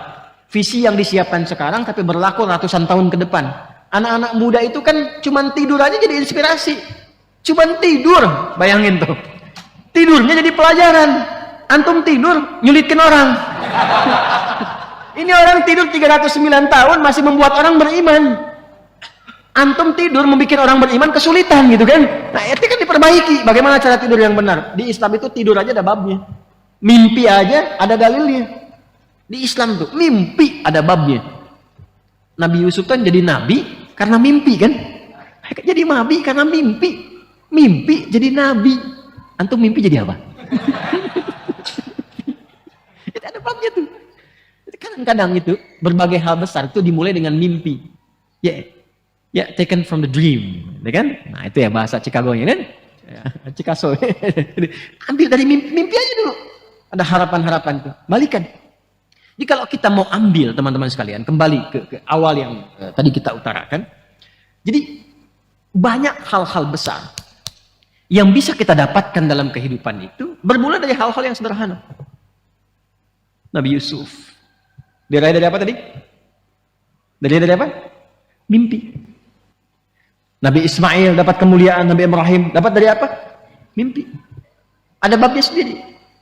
Nah, kalau kita mau kembalikan harapan-harapan untuk kita dapatkan itu supaya menjadi besar itu disebut dengan jannah. Kisah viral keduanya, bukankah tentang kisah dua orang sahabat yang sedang berdiskusi? Ya, kan pemilik kebun kan? Ayat 32, coba buka ayat 32-nya. Wadrib lahum mathal rajulaini ja'alna li ahadihima jannataini. Itu ayat 32 itu. Ya, makanya buka Qurannya, ngaji. Ya, Muhammad sallallahu alaihi wasallam viralkan kisah ini tentang dua sahabat, dua orang yang berteman, dan itu muslim dengan non muslim. Jadi pertemanan dunia itu bisa melebihi batas-batas akidah. Jangan dibatasi sama orang Islam saja. Mungkin Anda di kantor punya teman non muslim, nggak apa-apa berteman. Muliakan seperti bimbingan Islam. Ya, dapat misalnya gajian, tambahan harta, traktir teman. Nggak apa-apa bawa. Wah, tumben kamu bukan tumben. Islam memerintahkan saya untuk berbagi. Kedepankan Islamnya. Ya. Jangan batasi dengan yang muslim saja. Muslim diajak. Yang satu temannya, kayaknya enak makan-makan nih. Iya emang enak, cuman saya ente kafir. Nggak boleh. Dosa malah hukumnya, nggak boleh. Ya, apapun itu, di kantor punya jabatan, punya kedudukan, perlakukan dengan baik. Ya, dan sampaikan nilai-nilai itu. Nabi Muhammad yang mengajarkan ini. Saya punya teman, namanya Syekh Al-Farisi, orang Kuwait, dai besar, tokoh luar biasa, bangun masjid ini, dan proyek terbesar beliau itu adalah memberikan kesan keindahan Islam dan keindahan Rasulullah SAW. Masih ingat gak dulu ada pembuat film fitnah itu yang dari Belanda? Masih ingat gak? Ya, ada film fitnah kan dulu yang orang Belanda yang bikin itu, dan di situ menuduh Islam dan Rasulullah SAW. Nah, itu apa yang terjadi? Beliau datang ke Belanda. Lalu jamu makan. Yang orang yang mencela itu diajak makan. Dan nggak pernah menyebutkan tentang Islam, tentang apapun, tentang macam-macam. Ya, banyak makan aja. Apa yang terjadi? Beliau nggak pernah mengatakan dari Islam, dari ini Nabi Muhammad begitu, tidak. Di servis yang sangat luar biasa, makanan yang paling enak di tempat yang paling bagus diundang. Setelah makan nikmat, nyaman, penasaran orangnya. Ya, Anda kenapa sampai begini dan sebagainya? Jawabannya sederhana. Inilah yang diajarkan oleh orang yang Anda cela itu, yang Anda bikin film itu, yang Anda menuliskan yang kurang baik tentangnya. Ini yang diajarkan beliau kepada kami umatnya untuk memuliakan, bahkan terhadap orang seperti Anda. Apa yang terjadi? Asyhadu an la ilaha illallah, asyhadu anna Muhammadar Rasulullah. Tidak lama masuk Islam, kemudian bahkan berhaji, difasilitasi, bertemu dengan imam Masjidil Haram. Saya ditunjukin fotonya, ini nama Imam Sudes, imam ini dan sebagainya. Sekarang menjadi dai dari pembenci Islam menjadi dai yang sangat terkenal di Eropa saat ini. Gitu. Jadi jangan pernah menyimpulkan bahwa orang-orang itu akan terjerumus dalam keburukan untuk selamanya, tidak. Mungkin banyak pelaku-pelaku maksiat itu calon-calon dai di masa depan yang diberikan hidayah oleh Allah Subhanahu wa taala. Jelas? Nah, di kisah viral itu yang kedua adalah tentang sahabat antara orang kaya yang dia non muslim dengan orang sederhana yang tawadu yang dia temannya yang orang muslim. Maka si orang yang belum beriman itu membanggakan kekayaannya. Ketika dia meraih itu dia sebut dengan jannah. Di jannah artinya apa? Yang pernah dia harap-harapkan belum tiba, sekarang muncul, punya kebun-kebun. Ya, kenapa kebun itu yang rindang? Kebun itu gini, kalau kebunnya itu rindang pohonnya, terus nyambung satu dengan yang lain, lalu meneduhi yang di bawahnya sehingga nggak nampak dari atas, itu disebut dengan jannah. Makanya kebun bahasa Arabnya salah satunya jannah. Kenapa disebut dengan jannah? Karena saking rindangnya seakan menutupi yang di bawah, tak nampak dari atas. Jadi masih ada kesan tersembunyinya. Dan digambarkan ada pohon anggurnya, ada kurmanya, di sela-selanya ada sungai-sungai yang mengalir di situ. Makanya orang-orang yang tinggal di padang pasir dan sebagainya, yang lekat dengan gersang dan seterusnya, kalau menemukan air, menemukan oase, menemukan kebun, itu seperti surga bagi mereka. Makanya kalau ke Bogor itu Masya Allah, Jannatul Ardi, ini surganya dunia itu ini. Jadi kalau orang Arab yang belum pernah ke Indonesia, apalagi ke Bogor, ya ke Cianjur, ke Sukabumi, ke Sumatera, itu kalau hujan bukan di mobil, keluar, Masya Allah katanya tuh. Kita nggak keluar, dia keluar. Ya, itu saking menikmatinya. Baru lihat satu sungai udah begitu, Masya Allah. Ya. Jadi nikmat apalagi yang kurang yang kita rasakan sebagai bagian dari negeri tercinta ini. Fabi ayyi ala rabbikuma. Coba lihat. Itu kita bangun sekolah, pohon pisang muncul sendiri. Cabut muncul lagi, nggak ditanam muncul tuh. Lihat, tongkat kayu dan batu jadi di mana itu adanya? Ya, bukan cuma di lagu kan? Ya, lempar kayu tumbuh. Singkong itu kan dari kayu aja, lempar tumbuh singkong. Ya, sungai-sungai banyak, air terjun banyak. Mau ke Cianjur sampai ke pojok Cianjur saya nemuin air terjun. Masya Allah, pantai di Lombok, Masya Allah, pemandangannya luar biasa. Sampai dengan ke Bali, hampir di setiap sudut kita temukan tuh. Dari sekian choks point di Indonesia ada berapa? Masya Allah, itu luar biasa. Itulah jannah. Jadi, saya ingin katakan begini, yang ingin saya katakan, harapan-harapan dunia pun yang belum tampak. Ini ada atlet-atlet, ini atlet nasional nih, sebelah sini. Saya gambarkan sebelah sini aja nih. Ada atlet-atlet nih, pengen jadi top nomor 1 misalnya. Ini ada atlet tenis meja sini, teman-teman. Ya, ada atlet kita juga yang peraih emas kemarin tuh. Harapan tinggi ingin dapat emas. Nah, itu jannahnya. Antum yang bekerja jangan tanggung-tanggung. Kalau usaha pilih passion harta, jangan tanggung, kaya sekalian. Jadi nyari rezekinya jangan pas-pasan. Kalau memang memilih harta sebagai bekal ibadah, jangan tanggung, pilih tingkat nomor 3. Itu yang tertinggi. Kaya 1, itu standar. Kaya banget di atas itu. Yang ketiga, kebangetan kayanya. Kaya banget, kebangetan kaya. Jangan tanggung, kaya sekalian. Nanti kekayaan itu jadikan bekal untuk menghadap Allah. Kalau nyari kedudukan, jangan tanggung, yang paling tinggi sekalian. Yang paling tinggi. Ya, dengan ikhtiar yang benar tentunya. Nanti ada babnya sendiri.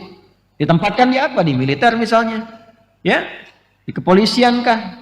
Di kedudukan di kantor kah? Cari yang paling tinggi. Nanti dengan jabatan yang lebih tinggi itu kebijakannya bisa jangkauan lebih luas. Dengan luas jangkauan itu kebaikannya lebih terasa. Anda nggak akan ditanya berapa banyak harta yang dikumpulkan, berapa luas ilmu yang didapatkan, berapa tinggi kedudukan bisa diraih. Yang ditanya itu berapa amal soleh yang dihasilkan dari semua titipan itu.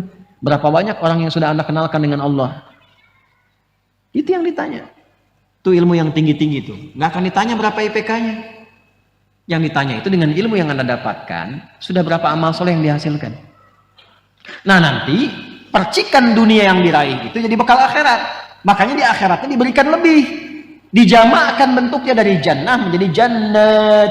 Jannatin tajri min tahtihal. Saya akhiri dulu. Dari jannah ini dibentuk jadi jamak. Di pertemuan terakhir saya sampaikan, Nabi memberikan kata kunci. Semua bentuk surga yang Allah janjikan dengan bentuk jamak itu, kata Nabi ada 8 pintunya. Kalau mau dicatat boleh referensinya. Hadis riwayat Al-Bukhari. Di dalam tema atau kitab Bad'ul Khalqi, topiknya Bad'ul Khalqi, subtopik yang ke-9. Nomor hadisnya 3257, 3257. Tentang sifat abwabil jannah. Subtopik yang ke-9, posisi paling kanan pertengahan. Udah? Baik. Qala Rasulullah sallallahu alaihi wasallam fil jannati 8 abwabin. Di surga itu ada 8 pintunya. Sudah? Ada 8 pintu. Ada berapa pintu? Ini untuk menguatkan saya bawa kitabnya Sahih Al-Bukhari. Ini Sahih Al-Bukhari. Tadi saya katakan berapa? 3, 2, 5, 7. Bismillah.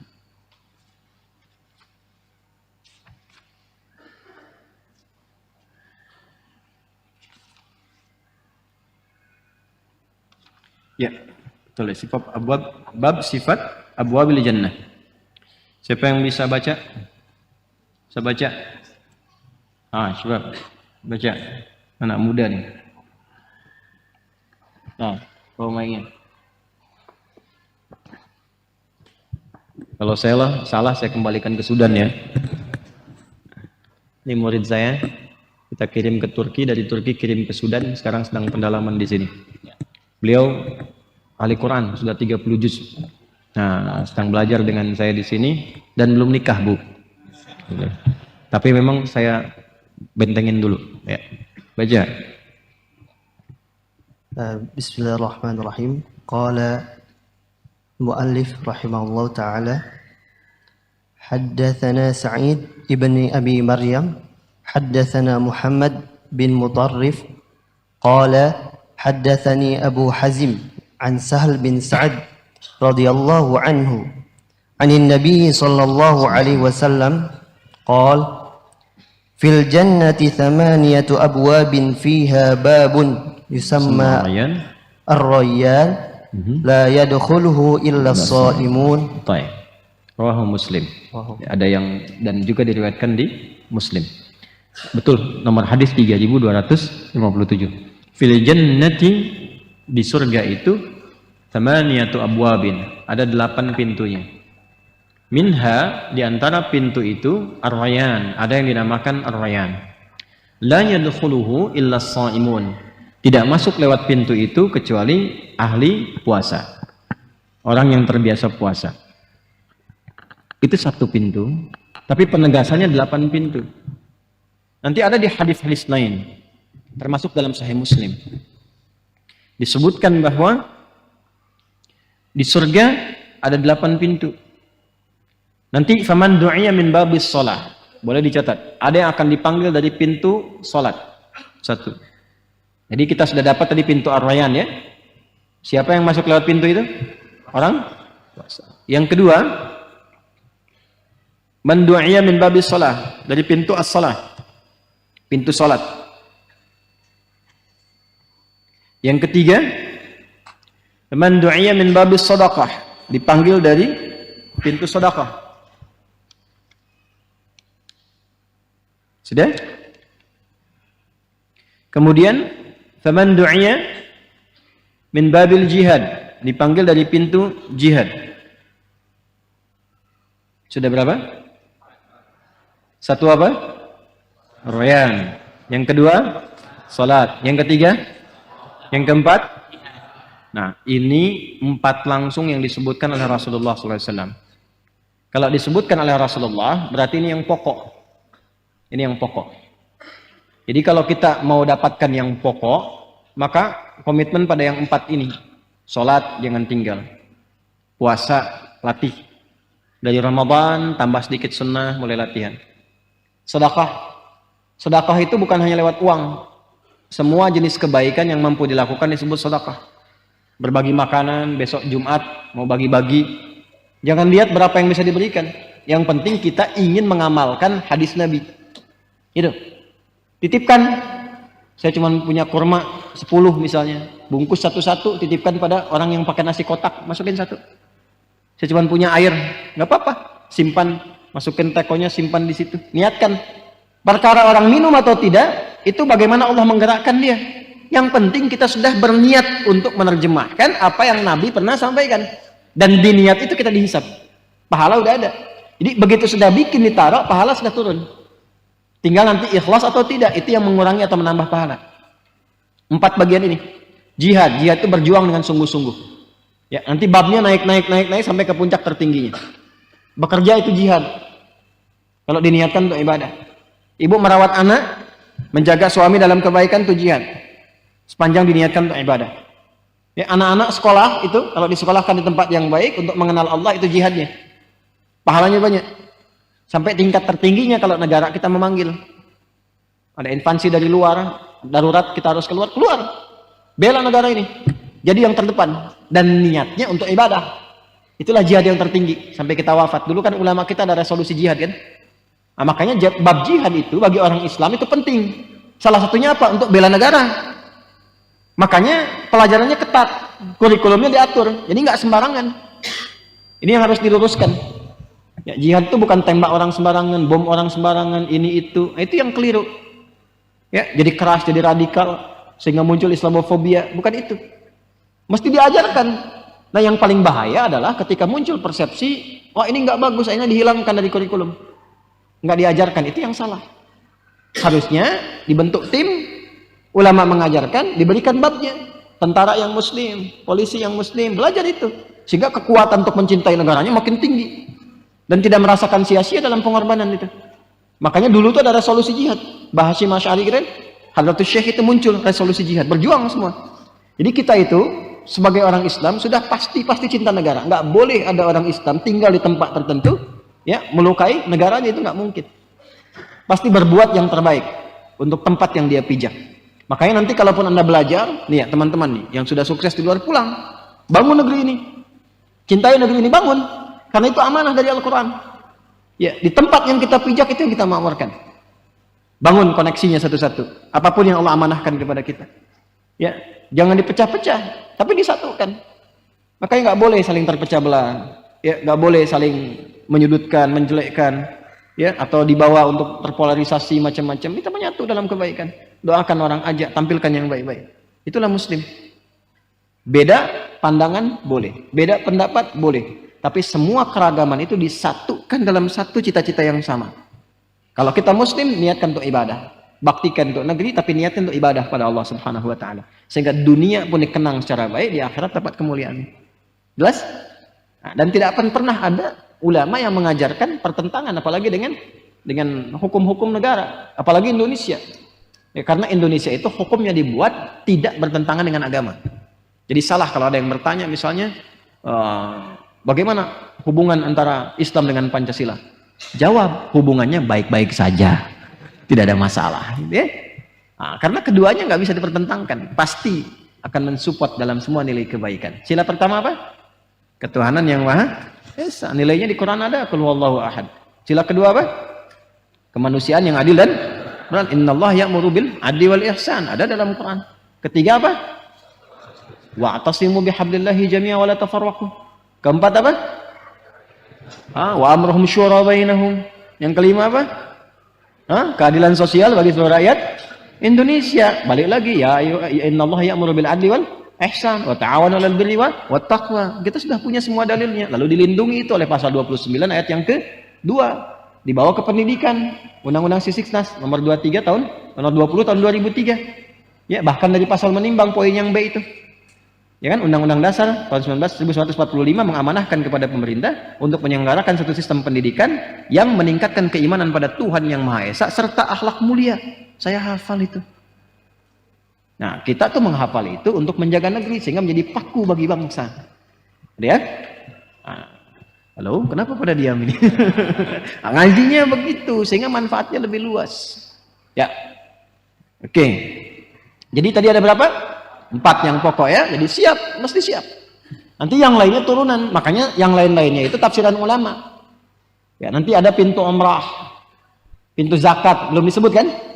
Nah, pintu zakat, makanya kejar supaya bisa zakat. Jadi orang Islam itu kaya untuk berbagi dengan kekayaannya. Makanya ada skema zakat, ada infak. Jadi cari kaya itu supaya bisa zakat, bukan untuk update status. Jelas? Baik. Pintu zakat, pintu apa lagi tadi? Umrah, haji. Ya. Jadi setiap ada amal soleh, ulama menyifati itu. Sehingga Ibnu Abbas rahimahullah, ya, Ibnu Abbas radhiyallahu taala anhuma menyebutkan 7 jenis surga dengan semua tingkatan amalannya. Nanti yang ke-8 itu pintunya untuk semua. Nah, ini kitab yang tadi, Tafsir Al-Baydawi. Saya sebutkan ya, saya bacakan sekaligus menutup pertemuan kita malam hari ini. Bismillahirrahmanirrahim. Kalimat jannah wa jam'uha wa tankiruha li anna al-jinana ala ma dzakarahu Ibnu Abbas radhiyallahu taala anhuma sab'un. Bahwa jinan bentuk jama' itu ya ataupun jannah, bentuk jama' dari kata jannatun itu ada 7 tingkatannya kata Ibnu Abbas radhiyallahu taala anhuma. 1, jannatul firdaus. Surga firdaus, boleh ditulis. Yang kedua, jannatu aden. Surga aden. Yang ketiga, jannatun na'im. Namanya surga An-Na'im. Yang keempat, Darul Khuldi. Darul Khuldi. Yang kelima, Jannatul Ma'wa. Jannatul Ma'wa. Yang keenam, Darus Salam. Darus Salam. Yang ketujuh, Illiyun. Illiyun. Illiyun. Wa fi kulli wahidatin minha maratibu wa darajatun mutafawitah ala hasbi tafawutil a'mal wal i'mal. Dan setiap di surga yang disebutkan tadi ada tingkatan-tingkatan lagi sesuai dengan amalnya masing-masing. Jadi tadi yang disebutkan pintu salat, pintu zakat, pintu puasa, itu pintunya itu ada di setiap surga yang tadi. Jadi di Firdaus itu ada amalannya. Masuk surga Firdaus itu nanti ada urutannya. Karena rajin sholat, sholatnya khusyuk, meninggalkan lagho yang tidak bermanfaat, rajin zakat, pintunya ada. Nah, setiap Firdaus itu punya tingkatan lagi. Jadi ada Firdaus yang tingkat bawah, tingkat menengah, sampai tingkat yang paling tinggi. Itu pintu-pintunya lewat apa? Amal soleh itu. Nah, tugas kita sekarang, gampangnya begini. Ini karena penutupnya, gampangnya, sekarang pilih dulu. Mau masuk surga yang mana dari 7 ini? Yang mau Firdaus, angkat tangan. Good. Surga Aden angkat tangan. Illiyun. Darussalam. Kalau bisa angkat tangannya semua. Kan yang ke-8 itu kan pintu ke-8 yang ke semuanya. Jadi ada seorang hamba yang diperkenankan oleh Allah memasuki semua surga itu, bahkan diperebutkan oleh semua pintu surga. Dipanggil namanya dari semua pintu itu. Sampai Abu Bakar radhiyallahu taala anhu berkata, "Ya Rasulullah, adakah yang mendapati panggilan dari semua pintu itu?" "Na'am," kata Nabi. "Ya, dan aku berharap engkau bagian dari itu." Nah, setidaknya ya, paling minimal masuk surga lah gitu kan. Paling minimal. Paling minimal masuk surga. Nah, caranya bagaimana? Gampangnya begini, keluarkan kurikulumnya. Ambil yang tertinggi dulu sehingga nyangkutnya jelas masih di surga juga. Kalau Anda pengen IPK 4, nanti effortnya kan makin kuat. Kalaupun nggak nyampe 4, ya jelas nyangkutnya 3,9, 3,5, 3. Tapi kalau cita-cita 2,75, ya nyangkutnya 2,6, 2,5 gitu kan. Ini paling minimal, Firdaus dulu tuh. Nanti keluarkan apa amalan untuk mendapatkan surga Firdaus itu. Ya. Cepatnya begini, Quran surah ke-23. Ayat 1 sampai 9. Itu aja dulu. Quran surah ke-23 ayat 1 sampai 9. Dah, itu PR-nya. PR. Sudah? Baca, keluarkan amalannya. Baca dan keluarkan amalannya. Dari mulai qad aflahal mu'minun alladzina hum fi salatihim khashi'un sampai ke kalimat ulaika humul warithun alladzina yarithunal firdausa hum fiha khalidun. Jadi itu amalan untuk menjadi penghuni surga Firdaus yang sedang berpetualang di bumi. Jadi ada orang yang kata Allah ini akan masuk surga Firdaus, tapi dia masih berpetualang di bumi. Apa amalannya? Itu yang kita keluarkan. Dari mulai sholat, zakat, mengerjakan segala yang bermanfaat, jauhi hubungan-hubungan terlarang, jaga kehormatan diri, pertahankan sampai wafat. Nanti kita turunkan babnya. Nah, kalau sekiranya masuk, bahkan ke surga yang paling biasa, bukan hanya Firdaus, apa kenikmatan yang dijanjikan oleh Allah? Yang saking nikmatnya, lupa dengan penderitaan terbesar yang pernah dirasakan selama berkehidupan. Itu yang kita bahas di pertemuan berikutnya insya Allah. Ya, itu yang akan kita bahas di pertemuan berikutnya. Nah, 8 tingkatan ini bahkan di surat Ar-Rahman sudah diisyaratkan. Di Ar-Rahman kalau kita baca fabi ayyi ala'i rabbikuma disebutkan berapa kali? 31 kali. Tapi ketika menyebutkan surga yang fabi ayyi ala'i rabbikuma tukadziban disebutkannya 8 kali. Jadi kalau Anda baca dari ayat 47 ya, dari 46-nya waliman khafa maqama rabbih jannatan fabi ayyi ala'i rabbikuma. Kalau Anda baca dari 47 sampai 61 dihitung 8. Fabi ayyi ala'i rabbikuma tukadziban. Nanti yang selanjutnya wa min dunihima jannatan. Selain ada yang di situ ada surga yang lain. Nah, ketika mendapatkan surga yang lain sampai fabi ayyi ala'i rabbikuma tukadziban yang terakhir jumlahnya 8 juga. Itu untuk memberikan kesan bahwa tafsir Nabi 8 pintu surga menunjuk kepada 8 pokok amalan yang bisa kita lakukan saat berkehidupan di dunia. Jadi apapun, itu aja yang kita turunkan. Ya, Anda mau jadi apapun, pengusaha, sholat jangan tinggal. Bisa berzakat, bisa berhaji, bisa umrah. Turunkan semuanya. Ada orang sakit, jenguk. Ada orang meninggal, kita sholatin semampu kita. Nanti lihat apa yang terjadi ketika kembali kepada Allah Subhanahu wa Ta'ala. Jelas? Alhamdulillah, kita telah sampai pada akhir video kajian yang sangat bermanfaat ini. Dalam ceramah yang disampaikan oleh Ustadz Adi Hidayat, kita diajak untuk lebih mendalami makna keimanan yang sejati, yang tidak hanya sekedar pengakuan, tetapi juga tercermin dalam tindakan kita sehari-hari. Iman yang kokoh akan membawa kita pada ketenangan hidup yang sejati, bukan hanya di dunia ini, tetapi juga di akhirat kelak. Ustadz Adi Hidayat mengajarkan kita pentingnya komitmen untuk mematuhi perintah Allah Subhanahu wa Ta'ala dan mengikuti petunjuk Rasulullah Shallallahu Alaihi Wasallam. Sebuah komitmen yang terlihat dalam keseharian kita melalui amal ibadah seperti sholat, puasa, serta akhlak yang baik kepada orang tua, tetangga, dan sesama umat manusia. Ini adalah bentuk nyata dari iman yang menggerakkan hati kita untuk berbuat baik, menjauhi kemaksiatan, dan selalu mengingat Allah dalam setiap langkah kita. Salah satu hal yang sangat mengena dari ceramah ini adalah tentang bagaimana iman itu dapat mempengaruhi sikap kita terhadap dunia ini. Seperti yang dijelaskan oleh Ustadz, orang yang beriman akan menerima ketentuan hidup dengan lapang dada, penuh rasa syukur, dan selalu berharap akan kebaikan dari Allah. Ketenangan yang didapat dari iman inilah yang membuat seorang hamba tidak mudah terpengaruh oleh kecemasan dan kekhawatiran duniawi. Selain itu, kita juga diajak untuk meneladani para sahabat Rasulullah yang memiliki iman yang luar biasa, seperti Uthman bin Affan dan Abdurrahman bin Auf, yang kekayaannya tidak membuat mereka lupa diri, tetapi justru membuat mereka semakin dermawan dan dekat dengan Allah. Mereka mengajarkan kita bahwa segala yang kita miliki di dunia ini adalah titipan dari Allah, dan kita harus menggunakannya untuk maslahat umat, bukan untuk kesenangan semata. Dalam perjalanan hidup ini, kita tidak boleh lupa bahwa keberkahan hidup berasal dari ketenangan iman yang kita tanamkan. Seperti yang telah Ustadz sampaikan, dunia ini hanyalah sementara, dan yang kekal adalah amal soleh yang kita bawa menuju kehidupan akhirat. Maka, marilah kita senantiasa menjaga hati kita, meningkatkan iman, dan berusaha untuk selalu menjadi pribadi yang lebih baik setiap harinya. Saya mengajak Anda semua untuk terus mendalami ilmu agama, menjaga hubungan dengan Allah, dan mengikuti ajaran Rasulullah dengan sepenuh hati.